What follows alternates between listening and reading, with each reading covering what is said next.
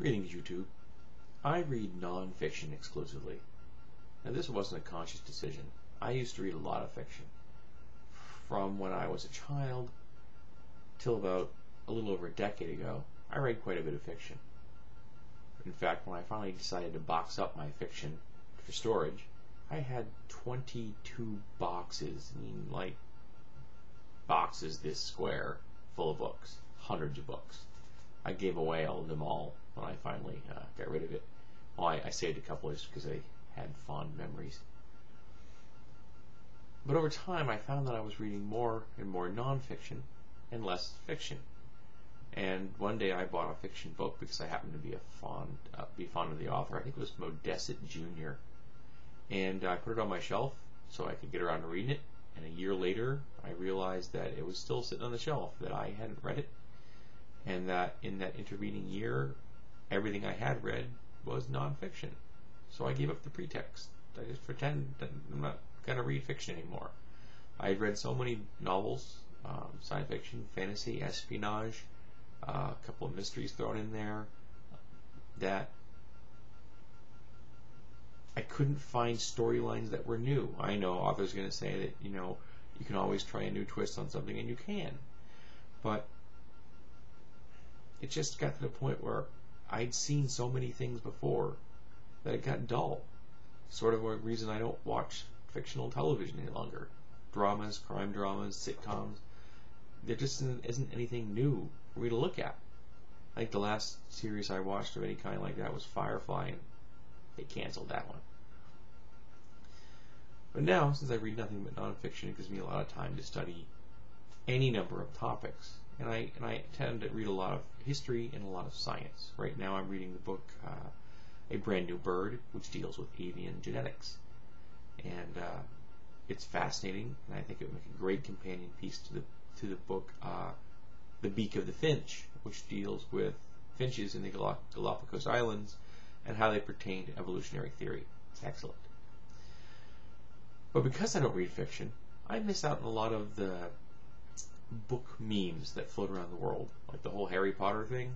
I did listen to the first of the Harry Potter books on audio, and that was pretty cool. And I've seen the movies, which I've enjoyed.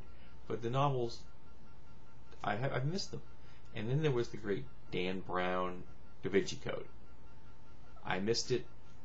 I probably wouldn't have even read it if I was still in my phase of reading fiction, simply because I don't need a fictitious story about the Bible. The Bible is fascinating enough as it is that I don't need a story that, deals with some quote-unquote mystery or controversy or, secret society kind of thing. Not that secret societies aren't fascinating in and of themselves. But of course I didn't read the sequel, Angels and Demons, and the film has just been released, or about to be released. And since I have no interest in the book, I haven't really got any interest in the movie, so I haven't been paying attention to it.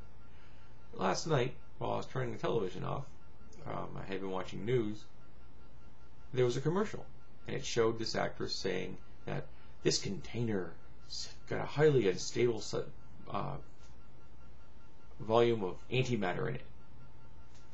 Now, antimatter is a real substance. It isn't just theory. You can, in fact, create antimatter. But to maintain antimatter's existence, you have to maintain it in something called a magnetic bottle. It's an electromagnetic field which isolates the antimatter from the world around it. Because if the antimatter comes in contact with matter, it cancels each other out. No more antimatter. Because there's a whole lot of matter in this world and a very small quantity of antimatter.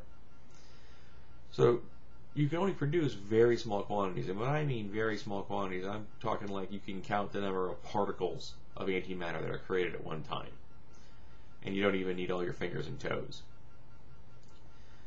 And the device designed to create that magnetic bottle to contain it is very large, like the size of the room I'm in large.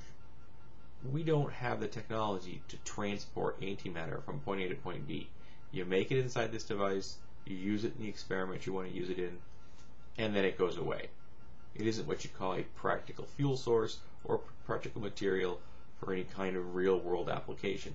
It is useful for discovering secrets about the world of physics, however, which is why we go to the trouble to make the stuff. And I realize that most people aren't familiar with antimatter in the real world. They probably only have heard references to it in Star Trek or maybe some other science fiction stories. But to talk about a device small enough to be carried in a briefcase that would contain antimatter, as an internet meme says, the stupid, it burns. It just shows me how little the scientific community has succeeded at conveying the wonders of science to the American public. Because if the American public had even an inkling of how physics works, even the simplest concepts in physics, this would have come across as a really dumb idea.